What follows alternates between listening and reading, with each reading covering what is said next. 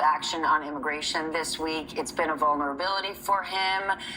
Republicans are going to say it's too little, too late. How do you think it's going to play? For one thing, and just to be clear, Republicans have done nothing on immigration, and thanks to Donald Trump, blocked doing anything legislative. This is how the Republican Party has shifted the Overton window in their direction, right? We talked about the border, Biden doing something about the border and about immigration. The immigration is not a central issue in American life. It is not the source of crime. It is not changing the economy. The Republicans have made it this central issue. And it is people not. believe it. Listen, whether whether it actually is an issue in daily life or not is somewhat irrelevant because Republicans have been successful in convincing the That's what I'm saying, that they have made us think about it when it's not as important as they want it to be. And I think this is the frustration for anybody who is not Trump, Joe Biden in specific, is that you are running an election, a campaign, an administration based on, I think, a practical execution of hopefully reasonable and increasingly moderated policies. And Donald Trump is running on vibes. Yeah. It's a vibes-based campaign. And the question fundamentally when it comes to turnout, I think, vibes is too polite a word for it. Anger, racism, resentment, yes, ancient nightmares awakened in the bloodstream of rage. People who feel like they are being threatened by non-threats. I'm sorry, I have a different view on this. I want to see the person advising Biden on the politics of immigration fired.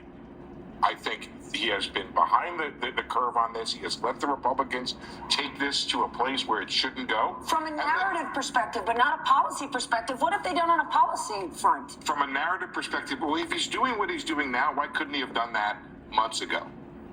Great. Right, the same executive fine, order. Fine. One other thing I'd like to say. But hold on. You can argue with when he did it, but now he's doing it. Politics. Now he's doing it. What have Republicans done?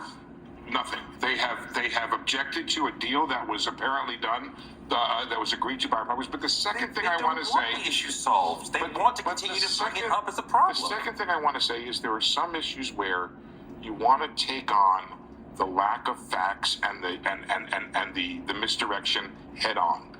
This issue of immigration, I think, should be one that should be approached with much more sympathy for the people who are afraid and scared, and I think rather than head on which people who are afraid of the immigrants who have come here from other countries? People in Montana who are worried about people crossing the border in Mexico. Who don't make it to Montana. Never make it to Montana. We should worry about what people in Montana and West Virginia think about it. This is what's we already do. This is what's motivating them, and I think that there is a way to address this in a way that is more understanding and less in your face. More understanding of what white people in Montana think? Exactly. Here's why. Because they vote.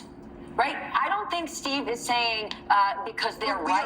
Hold on a second. I don't think that Steve is saying that person in Montana is right, but I think what he is saying is they vote. And so at the very least, you have to acknowledge who that person is, where they are, and speak to them. The issue has already coddled them immensely by wrapping them in this notion of the demonization. I mean, like, so many Americans would think of immigration and think of somebody getting murdered by an immigrant. Like, that is not the core of our relationship with immigrants in this country, and the right has made it that. Yes, but the most important word that you said right there is made. Because they made it that, because they solidified this falsehood, you have to at least address it and try to start solving for it. Can you understand how people are scared? I can understand who is scared. White people? White people. But I can understand. We're continuing to be asked to be sensitive to the fears of white people that are not real fears. It doesn't matter if they're real fears,